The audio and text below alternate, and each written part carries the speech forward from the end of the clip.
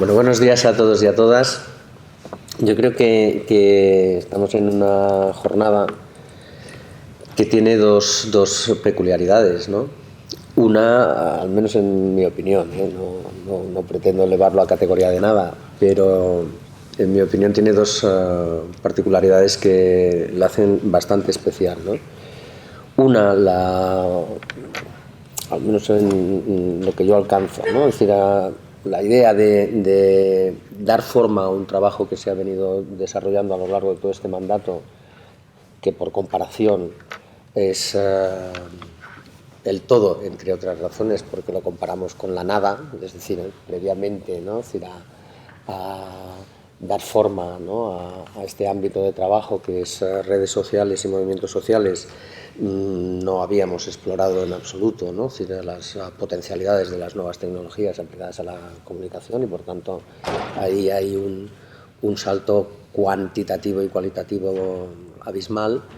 Y en ese sentido, pues yo creo que la jornada lo que viene a dar es forma, ¿no? a ese trabajo, a institucionalizarlo. Pero tiene otra, y es que estamos ya en la recta del proceso congresual de cara al 11 Congreso, y en esa medida podemos interpretar lo que se ha venido haciendo, lo que podamos hacer en la misma jornada del día de hoy, como un elemento de consolidación, ¿no? De dejar un pozo suficientemente sólido para que en el próximo mandato esto no deje de ser una especie de ensayo, ¿no? de ver las posibilidades que tenemos, de ver cómo empezamos a sacar la cabeza, sino que se convierta ya en un trabajo consolidado, regular de la organización, teniendo como idea fundamental la necesidad de que el sindicato explore todos los ámbitos de divulgación de sus iniciativas, de sus propuestas, de su acción. Y en ese sentido, pues, me parece que es de todo punto de vista indudable la potencialidad, ¿no? que tiene el trabajo en las redes, ¿no? Yo creo en ese sentido que podemos estar razonablemente satisfechos del trabajo realizado y de lo que puede suponer esta jornada para esa consolidación y proyección futura, ¿no? Lo diré ahora. Yo soy de los que opinan que en el futuro no tendremos que tener esa especie de disociación entre el ámbito de comunicación y el ámbito de redes, sino que tendrá que tener una integración funcional mayor desde el punto de vista de explotar todas las potencialidades que tenemos, ¿no? Por tanto, me parecen unas jornadas muy interesantes. Espero que el contenido esté a la altura de vuestras expectativas, estoy casi seguro que sí, y en esa medida será una aportación colectiva muy interesante para el presente y para el futuro, ¿no? Yo voy a ser muy sincero. Yo lo que pretendo en esta pequeña introducción es contrastar con vosotros y con vosotras algunas reflexiones sobre las que le venimos dando vueltas, ¿no? a lo largo de todos estos años, y ver si eso del contraste somos capaces de hacer una especie de acervo común que nos permita partir de elementos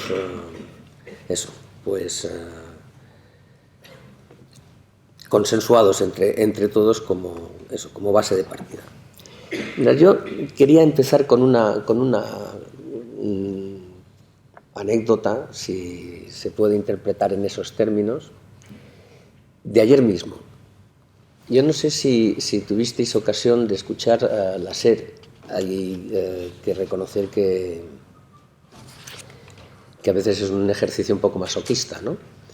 Pero ayer mismo la cadena SER, a partir de la editorial de Pepa Bueno de las 8 de la mañana, dedicó un espacio casi de 20 minutos a hablar del salario mínimo interprofesional. Hablaron de la necesidad del incremento del salario mínimo interprofesional, hablaron de las propuestas que tenían las diversas opciones políticas que ahora concurren en sede parlamentaria respecto a su crecimiento. De hecho, colocaron varios cortes del Partido Socialista, de Unidos Podemos, ¿no? explicaron cómo estaba el salario mínimo en España, cómo estaba el salario mínimo en Europa. Ni en la editorial ni en los 20 minutos restantes hubo una sola mención a los sindicatos. No es que no te llamasen, como llamaron a los partidos políticos, que hubiera sido un detalle, ¿no? No, es que ni los citaron. Muy colateralmente, en una entrevista que le hicieron al director de la oficina de la OIT, a vueltas de un informe que han publicado ahora mismo, Joaquín Nieto hizo una referencia a la necesidad de la concertación social entre agentes sociales, empresarios y sindicatos para situar el crecimiento necesario del salario mínimo interprofesional. Pero es toda la alusión que hubo a los sindicatos, ¿no? Es decir, es algo que si lo ves desde el punto de vista de cualquier ciudadano, pues bueno, pues puede pasar relativamente desapercibido. Si lo ve alguien, o si lo oye en este caso, ¿no? Es decir, a alguien pues ya un poco más interesado, alguien un poco más comprometido, le puede llamar la atención. Pero claro, si lo escucha, bueno, pues en este caso, quien tiene la responsabilidad de la comunicación de uno de los sindicatos más importantes de este país, por no decir el más importante de este país, pues lo que te asalta es una mala hostia del 15. Bueno, ¿cómo es posible? Pero ¿cómo es posible, además, teniendo en cuenta que en la víspera nos habían pedido documentación e información al respecto, ¿no? Dice, la desfachatez ya adquiere unos límites insospechados, ¿no? Es decir, te llaman el día de antes para poder conformar la pieza que después van a volcar al día siguiente y no son capaces, vuelvo a repetir, no ya de llamarnos para colocarnos un corte, sino simplemente para decir que las fuentes que han utilizado son fuentes sindicales, ¿no? Bueno, claro, es decir, esto, aparte de la mala hostia, te lleva a plantearte qué es lo que está pasando, ¿no? En paralelo, nosotros hemos culminado, o al menos una fase, de lo que hemos considerado uno de los debates más interesantes y importantes que hemos promovido en los últimos tiempos, que es el debate Repensar el sindicato. En ese debate, yo creo que eso ya es más conocido, había un capítulo respecto a la comunicación, a cómo comunicábamos y tal. Aunque las conclusiones son preliminares, se va a hacer un trabajo más exhaustivo, más en profundidad, más dilatado, por tanto, en el tiempo, pero en las conclusiones preliminares había una gran incidencia con respecto al tema de la comunicación, ¿no? Y compartiendo la insatisfacción que expresaban muchas de las opiniones, ¿no?, sobre cómo comunicamos, tenía la impresión de que en gran medida quienes habían participado en el debate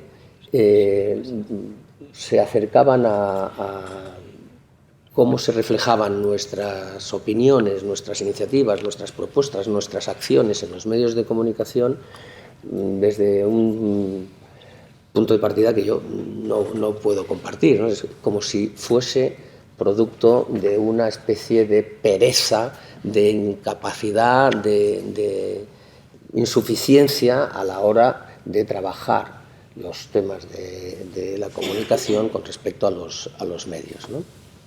Y por tanto, la conclusión pues más común era la necesidad de pasar mucho más a la ofensiva, de ser muchísimo más incisivos, etcétera, etcétera.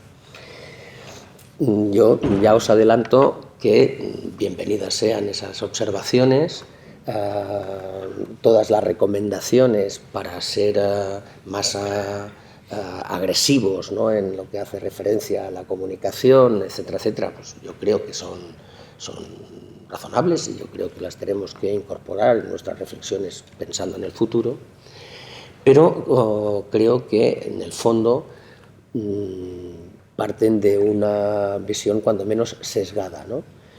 Vuelvo a repetir, como si nosotros fuésemos los únicos responsables de esa especie de apagón informativo del que estamos sufriendo, no ahora, sino ya desde hace unos cuantos años, ¿no? Y es aquí donde yo quisiera comentar algunas de las vueltas, ¿no?, que le hemos ido dando a este fenómeno, ¿no? cómo es posible que una emisora, una cadena de emisoras, que tiene unos niveles de audiencia millonarios, que se ha nutrido para construir su información de fuentes sindicales, no sea capaz de mencionarnos ni una sola vez, y cómo es posible que al mismo tiempo nuestra gente lo que piense es que somos poco proactivos con respecto a la comunicación, ¿no? Pues bien, yo creo que lo que corresponde es ver un poco qué es lo que está pasando y en función de ello, y si establecemos ese consenso mínimo entre nosotros y nosotras, ver qué es lo que debemos hacer, ¿no? Pensando en el presente, pero ya en puertas de un congreso en clave de futuro, ¿no? Y en mi opinión, y aquí van a pasar, empezando por Pedro, van a pasar a personas más expertas y con mayor conocimiento que el que yo pueda aportaros, yo creo que están pasando varias cosas, ¿no? Hay una que pasa relativamente más desapercibida, pero que a mí me parece fundamental, ¿no? Yo creo que hay como un cambio de paradigma en los medios de comunicación, en los que se empieza a apostar, ya se viene apostando desde hace tiempo, pero particularmente en estos momentos, por una información más de consumo fácil y rápido, de usar y tirar, en lugar de una información más en profundidad, más de carácter analítico, que permita construir pensamiento crítico, ¿no? Es un cambio donde los lectores, los oyentes, no sé si los escuchantes, los telespectadores, pues bueno, son como sujetos pasivos en los que de lo que se trata no es de atiborrarlos de información que les llega a aburrir, que les es al final pesada, sino que de lo que se trata es de una cosa pues ligera, y en esa medida de la ligereza pues más atractiva y por tanto más capaz de acumular oyentes, escuchantes, telespectadores o lectores, de manera que eso a su vez se convierte, en virtud de los rankings, en atractivos para las grandes empresas y por tanto para la publicidad, que finalmente es lo que acaba financiando los medios de comunicación que conocemos, ¿no? En paralelo se ha producido una reconversión profunda en los medios de comunicación. La reconversión más profunda se mide precisamente a partir de la irrupción de las tecnologías de la información y la comunicación en los medios de comunicación, y es esa progresiva transformación que han realizado los medios de comunicación convencionales hacia Internet y su explotación a través de las redes sociales, ¿no? Los periódicos digitales. Llama poderosamente la atención, si habéis echado un vistazo a los rankings de los digitales que tienen los medios convencionales, de que el periódico El País edita en términos generales en papel 400.000 ejemplares diarios, alrededor de 1 millón de ejemplares en fin de semana, y tiene en torno a 14 millones de usuarios en su formato digital, ¿no? En un ranking en el que, junto a los medios convencionales que siguen acaparando mayoritariamente la atención, han aparecido una pluralidad de medios que cubre todo el espectro, desde la derecha hasta más o menos la izquierda, con el apelativo que le queráis colocar, que también a su vez han conseguido cuotas de mercado francamente notables. Quizá las más significativas es el diario.es, pero junto al diario.es tenéis Infolibre, tenéis Voz Populi, tenéis Cuarto Poder, tenéis El Público, etcétera, etcétera, ¿no?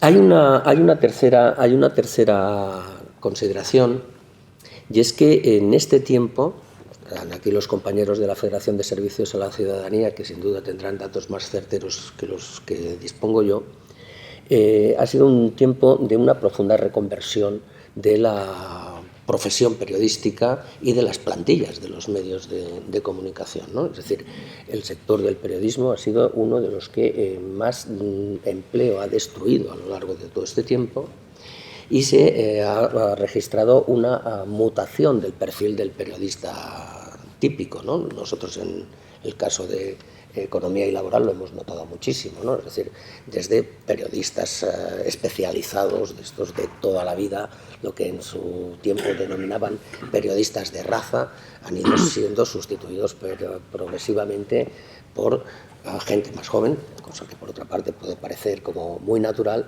pero en una situación profesional radicalmente distinta, desde el punto de vista contractual, desde el punto de vista de sus remuneraciones y desde el punto de vista de su vinculación al proyecto, hasta el extremo de que hay algunos que acaban siendo como una especie de hombre orquesta que te viene a una rueda de prensa, él mismo hace la fotografía, él mismo trabaja para enviar al digital la crónica, ¿no?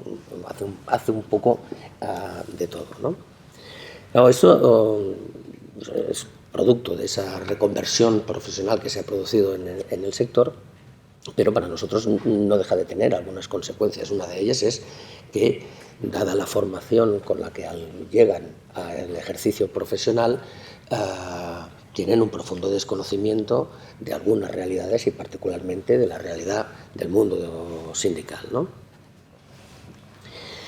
Y luego yo creo que hay dos particularidades muy asociadas a este tiempo, que vienen en virtud de cuál es la dinámica de los grandes medios de comunicación y también de cómo los periodistas como sujetos se han colocado en la actualidad, ¿no? Y me explico. En una conversación con un alto directivo del periódico El País, a vuelta precisamente del tratamiento que nos daba a los sindicatos, el buen hombre reconocía con total desparpajo que los sindicatos habíamos tenido un papel excesivamente relevante a lo largo de estos últimos 40 años desde el inicio de la transición política, ¿no? Y que ahora lo único que pasaba es que simplemente se nos colocaba en el lugar que correspondía, que era residual. Esta palabra no la usó, pero bueno, no hacía falta ser un lince para darse cuenta de que lo que quería decirnos es que aquí no os quejéis tanto, que lo que pasa es que habéis tenido un exceso de protagonismo y ahora lo único que pasa es que estáis donde os teníais que haber estado siempre, ¿no? Pero eso, que podría parecer anecdótico, fruto de una entrevista con un personaje concreto, yo creo que expresa bastante más. Expresa lo que nosotros estamos viendo como políticas editoriales en términos generales, sea cualquiera que sea el medio que queráis leer, que queráis escuchar o que queráis ver, ¿no? Y hay una segunda cuestión, que esta ya me toca un poco más la fibra, porque los grandes grupos que tienen intereses económicos muy evidentes, pues bueno, puedes hacer o dejar de hacer lo que puedas, no tienes mucho margen de influencia, ¿no?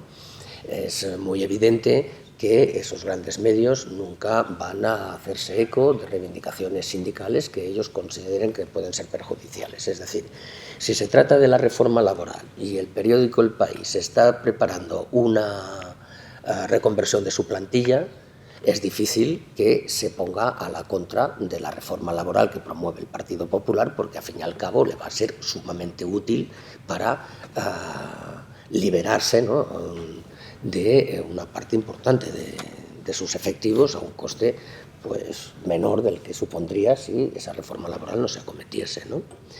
Es muy difícil que un gran medio de comunicación que tiene una publicidad garantizada por parte del grupo El Corte Inglés se haga eco de una campaña que pueda promover nuestras secciones sindicales, nuestra federación, en este caso de servicios dentro de lo que era antes comercio,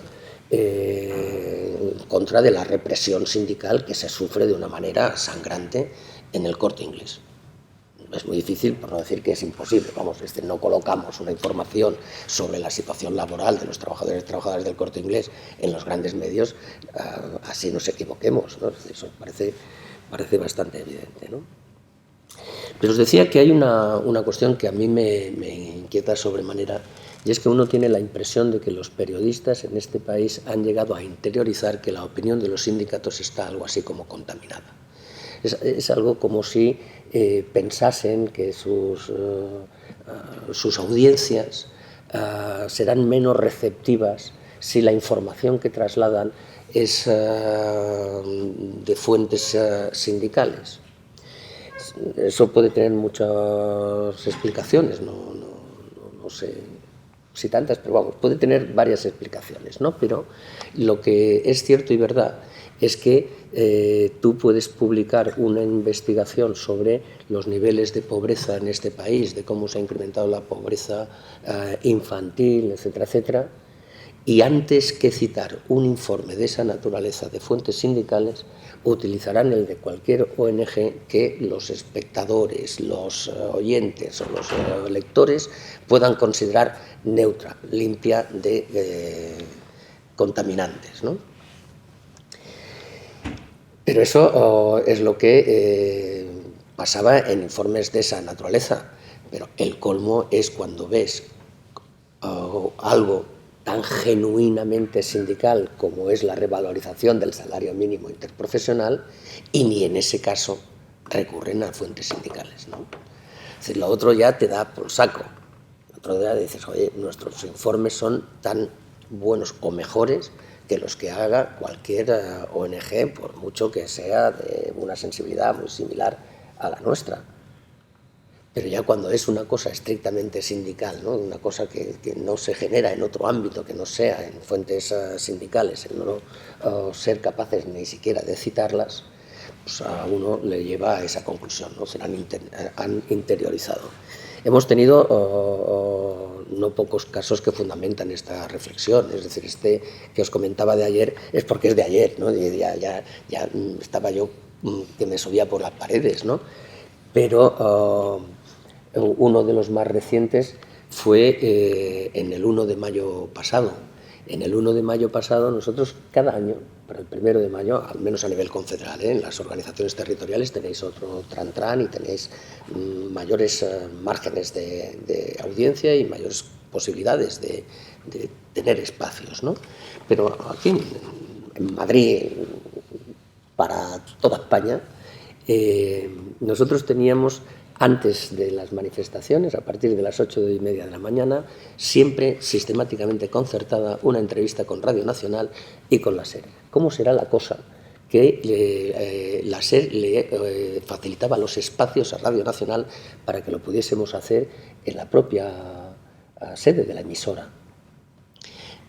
Entre otras cosas porque con anterioridad lo hacían en una unidad móvil en la calle y eso era un poquito pues, más pedestre y tal. Bueno, al final hasta le facilitaban el local. Pues este último 1 de mayo la SER no contó con las organizaciones sindicales para hablar del 1 de mayo, tan simple como eso. Es una casualidad, es decir, es un sarpullido que le ha dado al periodista de turno. Pues bueno, yo creo que va en esa lógica de que coincide una determinada deriva de las grandes líneas editoriales de los grandes medios de comunicación con una determinada interiorización de los propios periodistas respecto al papel de los sindicatos, a la credibilidad de los sindicatos a la hora de emitir opinión. Eso es un poco lo que creo que está pasando así en términos generales, y lo que cabe plantearse, dadas las circunstancias, es qué nos toca hacer a nosotros, ¿no? Cómo somos capaces de interpretar lo que está sucediendo para saber con más certidumbres y con más precisión cómo debemos responder, ¿no? Y aquí es donde creo que entra el papel que tiene las redes sociales y las potencialidades que, de saberlas utilizar, nos pueden dar muchísimo más juego del que en estos momentos tenemos.